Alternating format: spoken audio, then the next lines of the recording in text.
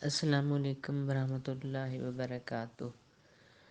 کہانی تو میری بہت لمبی ہے مگر میں مختصر سناؤں گی۔ جب میں بہت چھوٹی تھی، جب کہ میں ابھی صحیح طرح بول بھی نہیں سکتی تھی، تو میں خواب دیکھا کرتی تھی، اور جو بعد میں سچے ہو جاتے تھے، بہت سچے خواب، یعنی آنے والے واقعات کے متعلق بہت کلیئر، جو میرے ذہن میں نقش ہو جاتے۔ میں بڑی ہوتی گئی اور وہ واقعہ جب ہو جاتا تو مجھے سمجھ آنے لگی کہ جو تو میں نے خواب میں دیکھا تھا۔ پھر میں اپنی امی کو بتانے لگی، وہ حیران ہو جاتی۔ میری ایک پھپھو تھیں جو بہت نیک اور عبادت گزار تھیں، وہ ہمارے پاس بہت رہنے آتی تھیں۔ میں ان سے کہانیاں سنتی تھی کیونکہ مجھے بہت شوق تھا۔ وہ مجھے اسلامی کہانیاں سناتی تھیں، آپ صلی اللہ علیہ وآلہ وسلم سے متعلق بہت زیادہ، اس لیے مجھے بہت زیادہ دلی لگاؤ ہو گیا تھا، اور میں چاہتی تھی کہ آپ صلی اللہ علیہ وآلہ وسلم کی باتیں سنتی رہوں۔ میں میں 8 سال کی تھی، میں نے روزے رکھنے شروع کیے، اور میں نے 8 روزے رکھے پہلی مرتبہ، اور کبھی کوئی روزہ نہیں توڑا۔ میں یقین اتنا پختہ تھا، میں دل میں کہتی کہ اللہ دیکھ رہا ہے۔ نمازیں بھی شروع کر دیں، ٹھیک ہے، پابندی نہیں تھی مگر مجھے شوق بہت تھا۔ میں بڑی ہوتی گئی، میرے شوق میں اضافہ ہو گیا۔ میں 6 کلاس میں تھی جب میں نے کہا کہ میں نے ولیہ بننا ہے، تو میں گم سی رہنے لگی، عبادت میں کوشش زیادہ کرتی، اسلامی بکس میں بہت زیادہ پڑھتی تھی، پر شریعت پہ چلنے کی کوشش کرنے لگی۔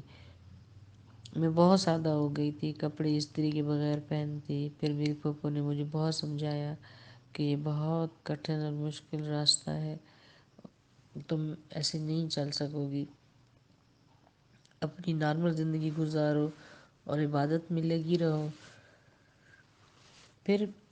پھر میں مختلف درود شریف، وظائف، نوافل، قرآن پاک کی تلاوت اور نفلی روزے اور اہم راتوں کی عبادت، ماہ رمضان کی آخری طاق راتوں کی عبادت، یہ میری زندگی میں جاری رہی۔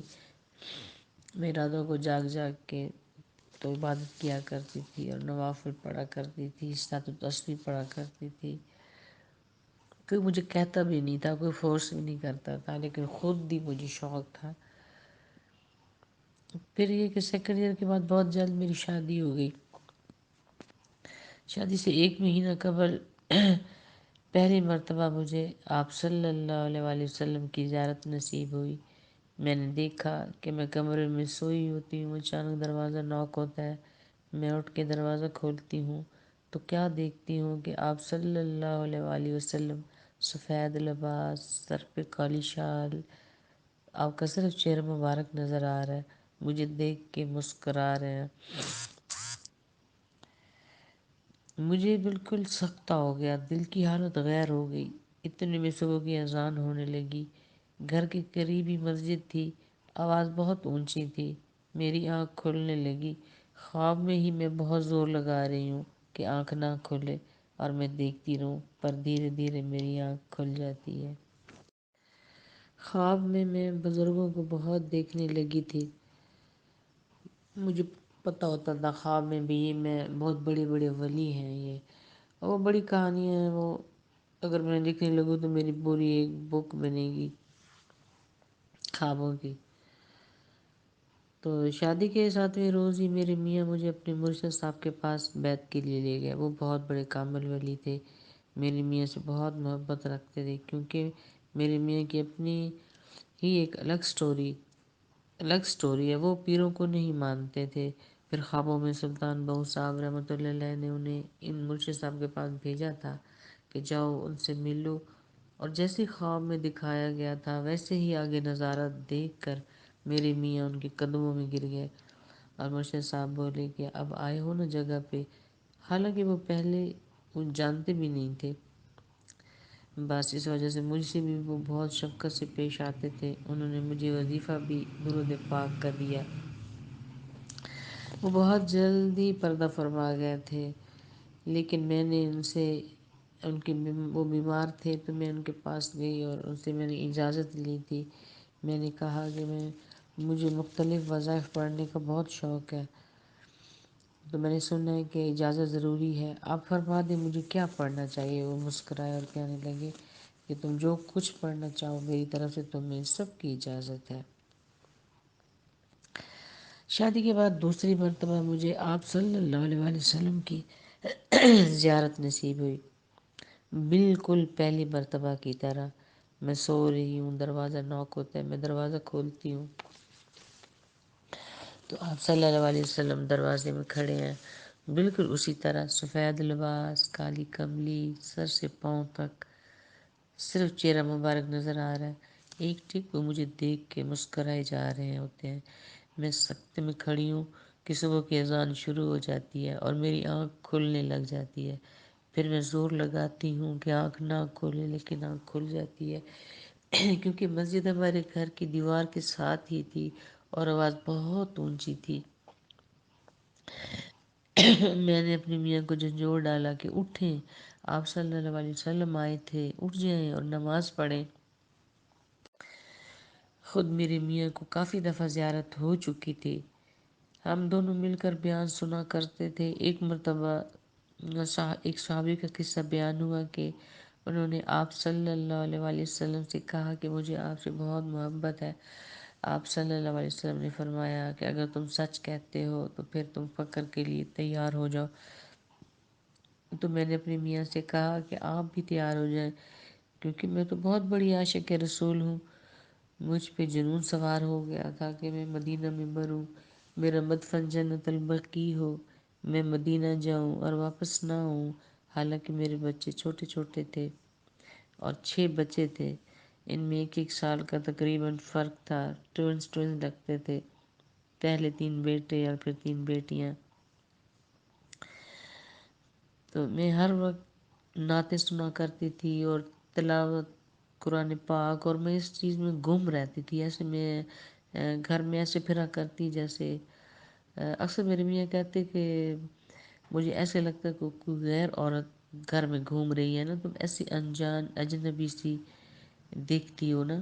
اصل میں ہر وقت بس نشے میں ہی ہوتی تھی اور ذکر اذکار میں مصروف ہوتی تھی۔ میرے ابو تیسرے حج پہ جا رہے تھے، انہوں نے مجھ سے کہا کہ چلو تمہیں حج کرا دوں۔ میں جھٹ سے تیار ہو گئی۔ میری امی نے کہا کہ آپ کو پتہ بھی ہے آپ کی بیٹی کی خواہش، وہ کہتی ہے کہ میں واپس نہ آؤں، ادھر ہی مر جاؤں۔ یہ سنا تو میرے ابو اسی وقت میرے پاس آئے، گھر ہمارے قریب ہی تھا۔ بولے کیا یہ سچ ہے؟ میں نے کہا جی ہاں۔ ابو بولے ایسا ہرگز نہیں ہوگا کہ میں اپنے ہاتھوں سے تمہیں مارنے کے لیے لے جاؤں، کیونکہ خواہش اکثر پوری ہو جاتی ہے اور تمہارے چھوٹے چھوٹے بچے ہیں۔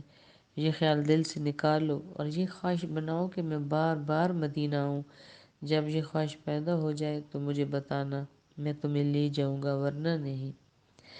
یہ خواہش پیدا ہوتے مجھے کافی ٹائم لگا۔ پھر میری امی اور بھائی مجھے عمرہ پہ لے گئے، کیونکہ میرے ابو اور میرے شوہر کی ڈیتھ ہو چکی تھی۔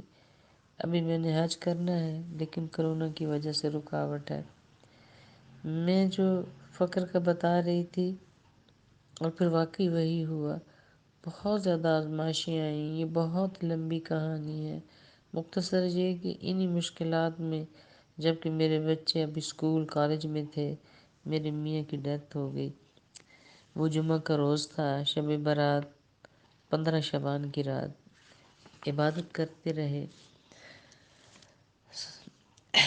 گھر سے صلاۃ تسبیح پڑھ کے مسجد میں ساری رات عبادت کرتے رہے۔ ساتھ ہی ہمارا آبائی قبرستان ہے، وہاں بھی گئے۔ جب مسجد میں مؤذن صبح کی اذان دینے کے لیے آیا تو یہ گھر پہ آئے اور کہنے لگے کہ میرا دل گھبرا رہا ہے۔ اذان سنی، کلمہ شہادت پڑھا اونچا اونچا اور ان کی روح پرواز کر گئی۔ انہیں بہت شدید ہارٹ اٹیک ہوا تھا۔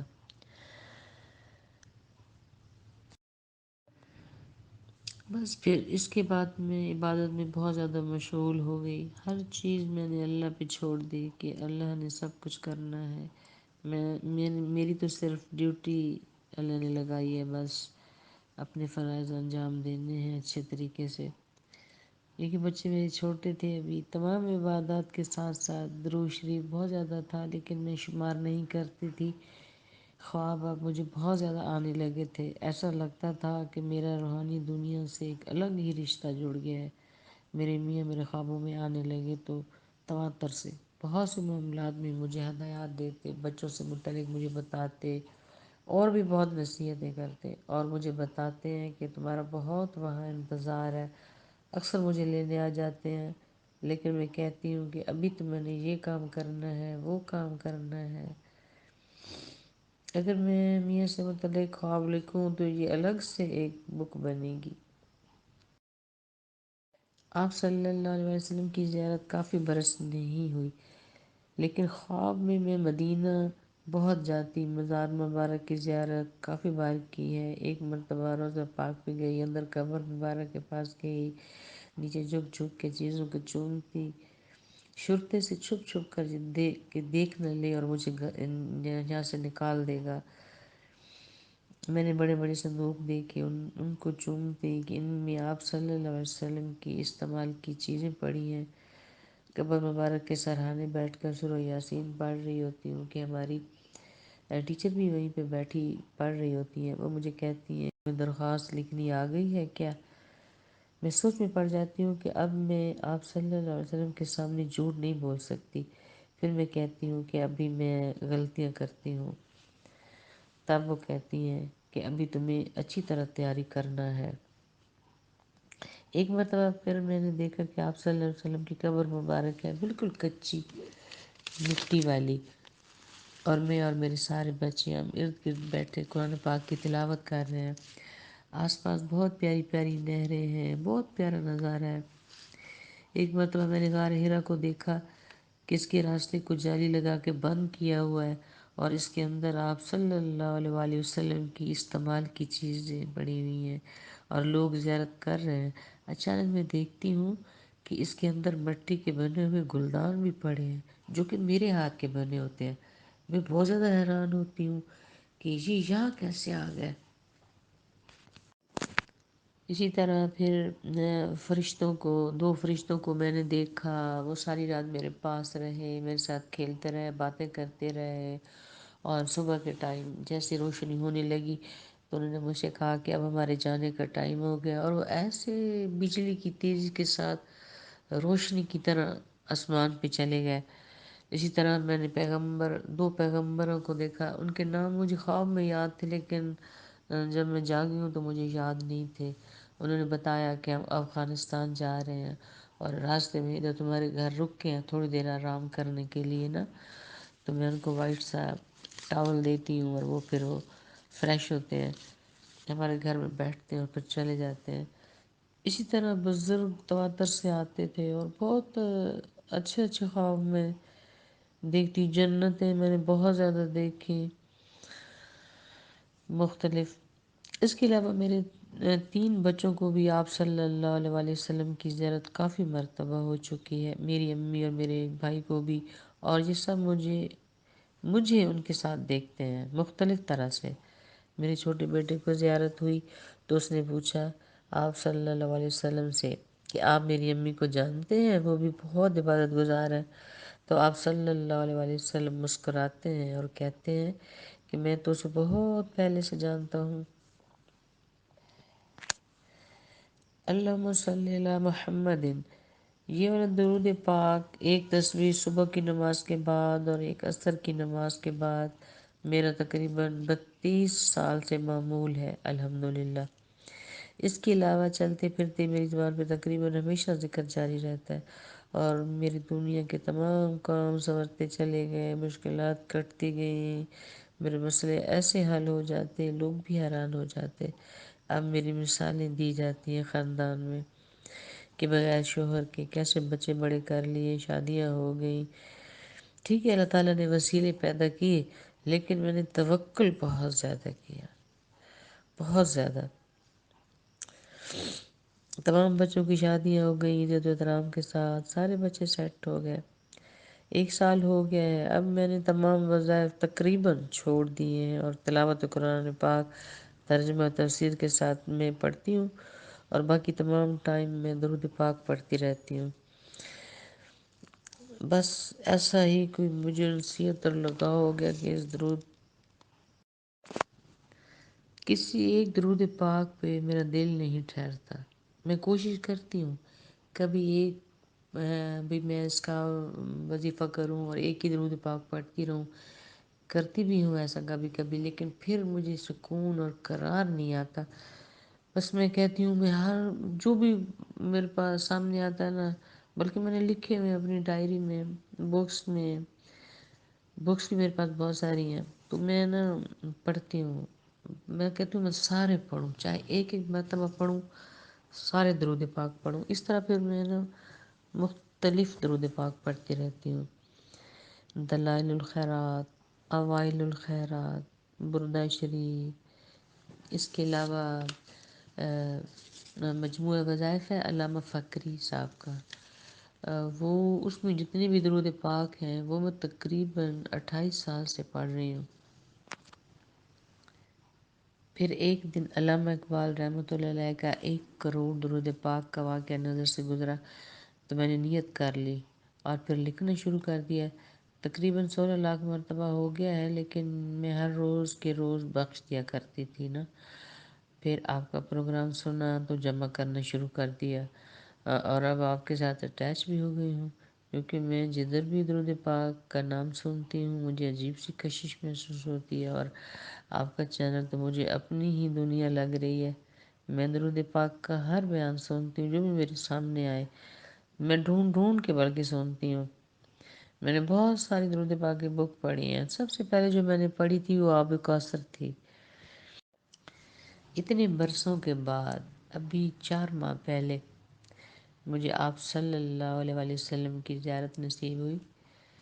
میں نے دیکھا کہ آپ صلی اللہ علیہ وسلم، ایک بہت بڑا میدان ہے، اس میں درمیان میں ایک بڑا سا چبوترا ہے، اور اس چبوترے کے اوپر ایک بڑی سی چارپائی ہے، بڑے بڑے پاؤں والی نا، تو اس کے اوپر آپ صلی اللہ علیہ وآلہ وسلم لیٹے ہوئے ہیں۔ مغرب کی طرف ان کی بیک ہے، ایسے سائڈ پہ لیٹے ہوئے ہیں نا، اور میں ان کے آگے بیٹھی ہوں، بالکل بہت قریب سر کی جانب، بالکل ان کے آگے، یعنی کہ ان کے سینے کے سامنے میں بیٹھی ہوں، تھوڑے سے فاصلے پہ، قریب ہی، اور وہ مجھے ہی دیکھ کے مسلسل مسکرائے جا رہے ہیں۔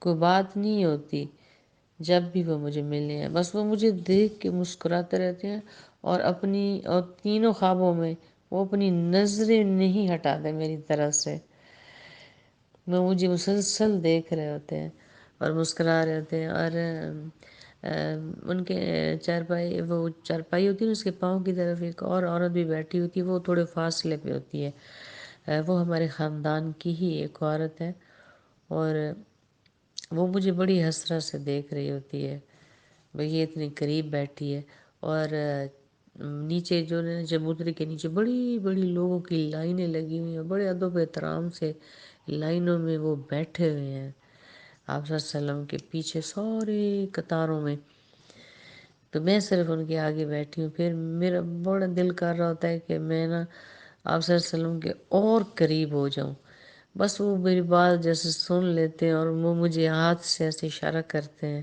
بھی آگے آ جاؤ نا، میں بالکل ان کے قریب آ جاتی ہوں، وہ مجھے دیکھ کے مسلسل مسکرا رہے ہیں۔ پھر میں نا میرا دل کر رہا ہوتا ہے کہ میں نا ان کے ہاتھ پہ بوسہ دوں نا، تو بس وہ میری بات سمجھ کے اپنا ہاتھ مبارک آگے کرتے ہیں، اور میں ہاتھ مبارک پکڑ کے نا اس پہ چومنا شروع کر دیتی ہوں، مسلسل میں چھوڑتی نہیں ہوں ہاتھ کو، بس وہ چومتے چومتے نا، بس وہ میری نا عجیب سی کیفیت ہوتی ہے، اس قدر میں بیان نہیں کر سکتی، اس کیفیت میں نا پھر وہ میری آنکھ کھل جاتی ہے۔ یہ تہجد کا ٹائم، میں نے تہجد کا ٹائم ہوتا ہے، میں نے تینوں خواب صبح کے ٹائم، اور جتنے بھی اچھے خواب میں نے دیکھے ہیں سارے ہی صبح کے ٹائم اور اذانوں کے ٹائم یا تہجد کے ٹائم پہ میں نے دیکھے ہیں۔ تو بس پھر مجھے ایک انجانی سی خوشی اب مجھے مل گئی ہے بہت زیادہ، تو بس دنیا ہی سنور گئی ہے، کیونکہ کافی عرصے سے میری ملاقات نہیں ہو رہی تھی، میں کہتی تھی مجھے کیوں نہیں ملتے، لیکن اب مجھے زیارت ہوئی ہے تو مجھے تسلی ہوئی ہے، اور پھر یہ کہ درود پاک کا ذوق و شوق مزید بڑھ گیا ہے۔ بس اب میں نا اپنا ٹائم کوشش کرتی ہوں کہ ضائع نہ کروں، بہت بچاتی ہوں۔ بس مہمان آ جائیں یا بہت بہت ضروری ہوتا ہے جو، اس کے علاوہ نا میں درود پاک پڑھتی رہتی ہوں۔ تو ابھی پھر میں آپ کو بھیجا کروں گی کیونکہ مجھے بہت مزہ آیا ہے، مجھے ایسے لگ رہا ہے یہ میری دنیا ہے کوئی۔ اللہ تعالیٰ آباد رکھے آپ کے چینل کو،